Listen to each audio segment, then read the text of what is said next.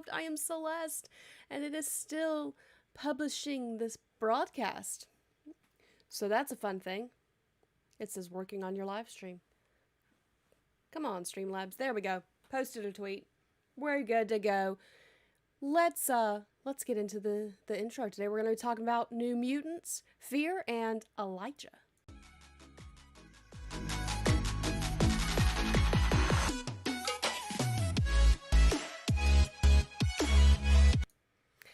Hello again, and welcome to Geek Devotions, a show from devoted geeks who are devoted to letting people know that they are loved. I am Celeste, and we are so glad that you have joined us for this live video today. We're so excited about this.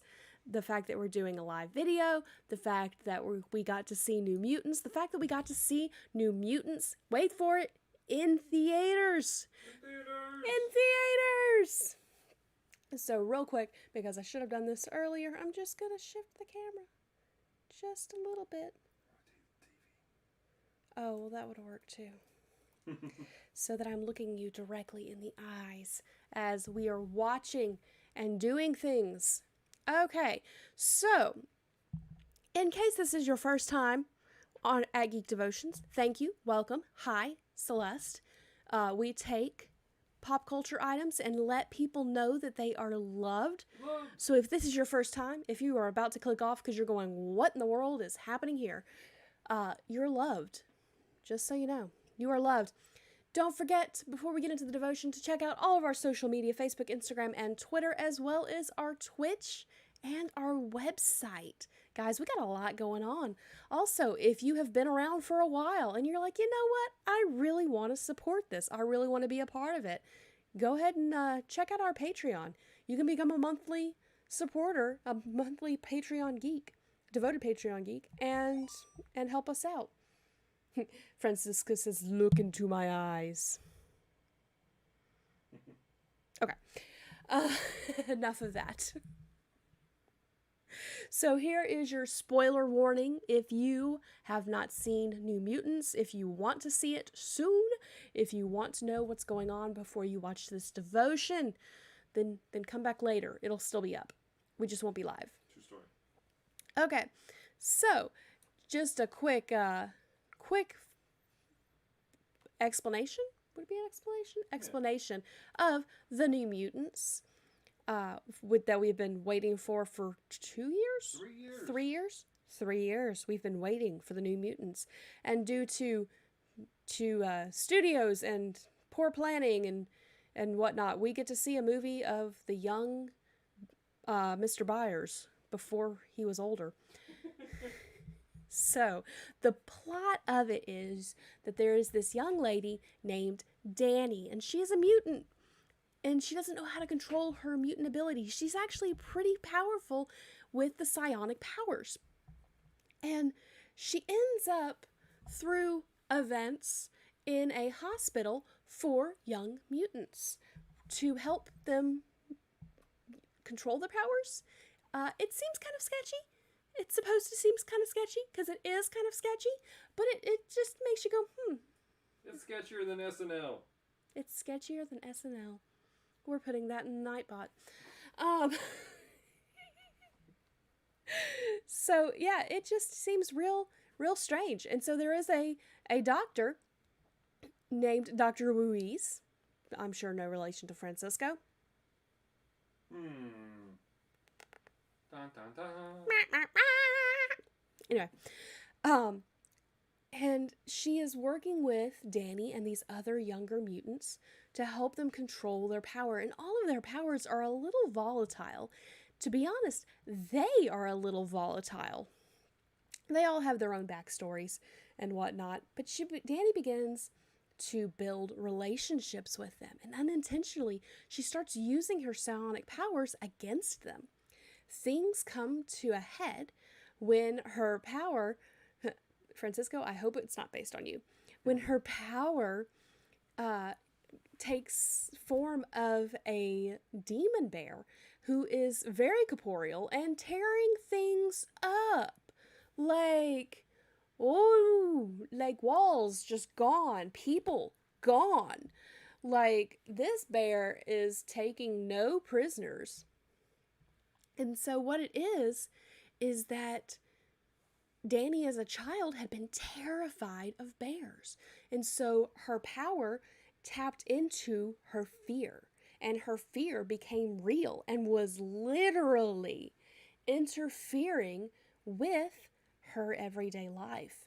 Her fears and her inability to process her fears was affecting her and those around her. Her powers were tapping into everybody's fears, which is why the movie is a little, for someone who is a weakling at horror movies, a little scary. It was a little creepy. A little intense. A little intense. Now, our good friends for Victims and Villains may go, meh, because they deal with much, much more intense things than what I care to watch. But So intense. that's what they are good at over there. And so you see Dani dealing with this fear. You see everyone else trying to deal with her fear. All of her friends are trying to help her with this because it's taken things out. So they're trying to keep her safe. They're trying to handle it.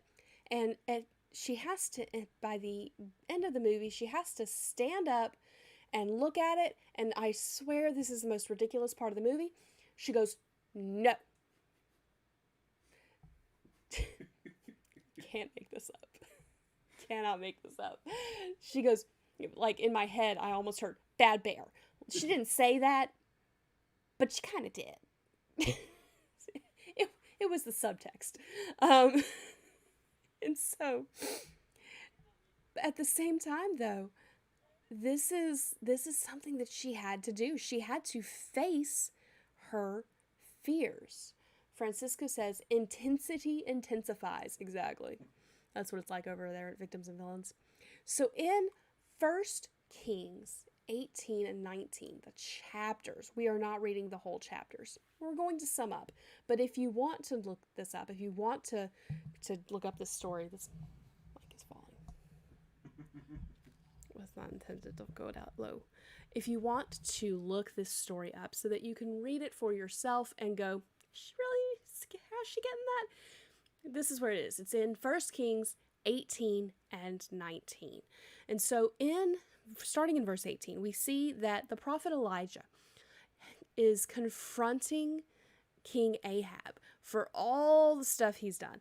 They've been in a drought because Israel has messed up again. They've fallen away from God. King Ahab has led them away. He has allowed them to be led away. And Elijah is in the process of rebuking him, and he goes and he has this showdown with all these other prophets that are not prophets of God. Best showdown ever. This is legitimately one of my favorite stories in the Bible because of one line, and you'll probably figure it out in a minute because I'm a 4-year-old. Not really. Not really. I'm not. YouTube don't show us down. It's not a chick kids stream. I'm not really 4. I was making a joke because my sense of humor is not the most mature. Anyway, so when he's coming against them and he's telling them that they need to pray to Baal for the rain. Basically, it's a showdown. It's well, if your God can't do this, let's see if mine can. And the prophets of Baal spend hours, and Elijah starts getting a little cocky. At one point, and this is my favorite part, at one point he goes, "Is your God pooping?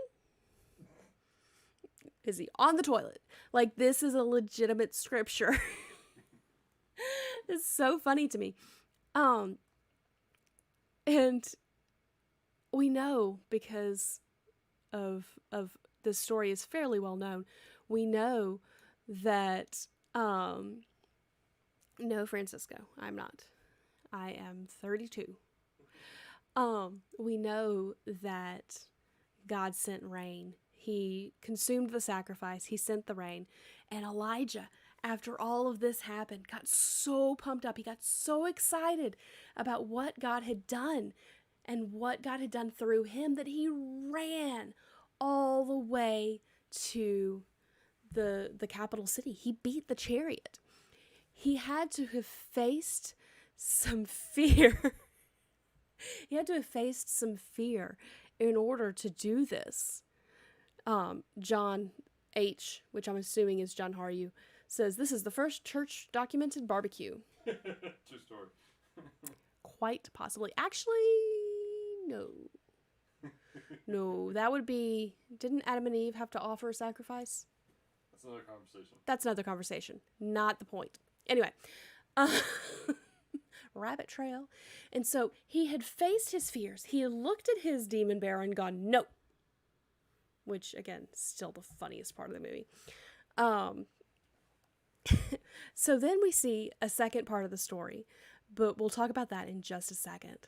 So as Christians, we have to be able to have enough faith in God to go to our fears, to go to our demon bears or whatever it is that we have as our fear personified, and go, no, you are not interfering with my life. You are not interfering with what God has told me to do. I will not let you affect me like that. That is what we see in this section of the scriptures. There's a lot of other theological things going on, but from just the example right there of facing the fears, of facing hundreds of other prophets, of facing the fact that prophets are being killed, and just by exposing himself, Elijah has put himself in danger. This is the example we have. Now, this back half of the story gives us another great example.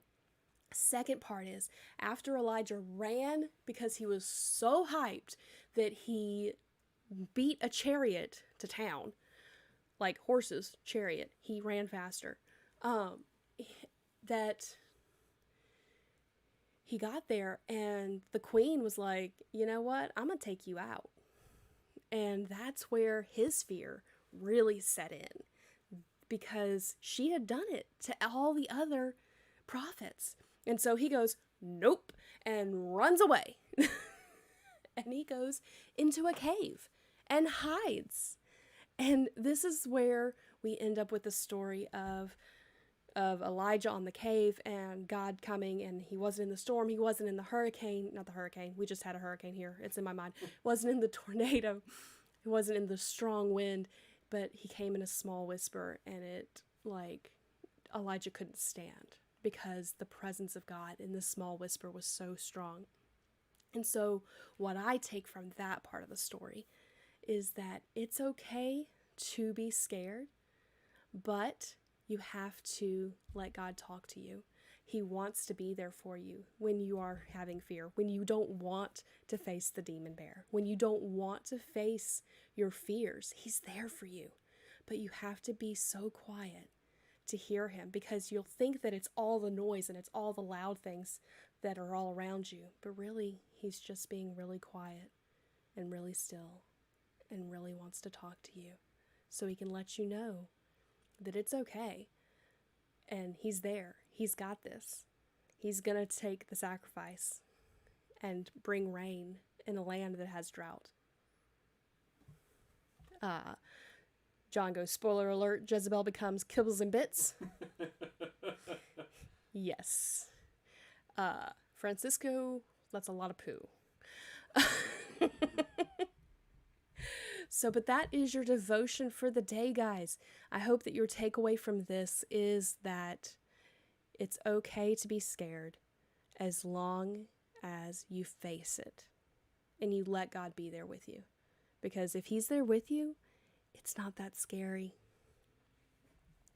Okay, so, don't forget to check out all of our stuff.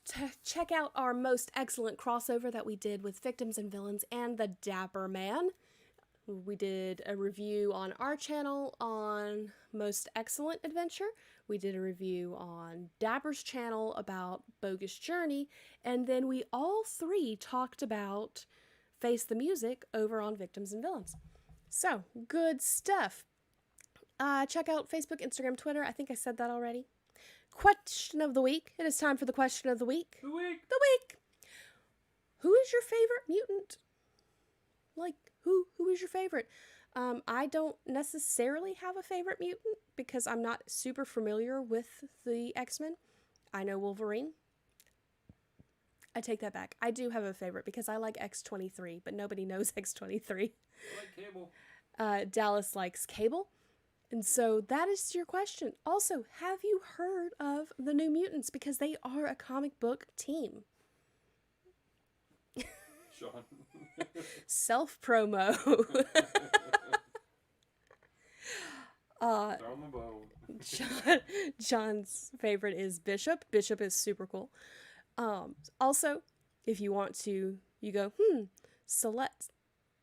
Francisco, Donatello is not an X-Men. You said mutant. You didn't say X-Men. Oh, I did, didn't I? Never mind. I take that back. Your answer is valid. If you ever go, I wonder what Celeste does in her spare time, you should go check out Supersonic Pod Comics, because it's some really great storytelling. I'm not a big part of it, but it is some legitimately great storytelling, and you have some awesome voices like John Haryu and Francisco Ruiz in there, as well as me. And then also, if you go, what would Celeste sound like if she let her southern accent go way too far? You should check out Playing Games with Strangers. These are... Lies! That's not your real southern accent. I know. I've heard your accent. Shh.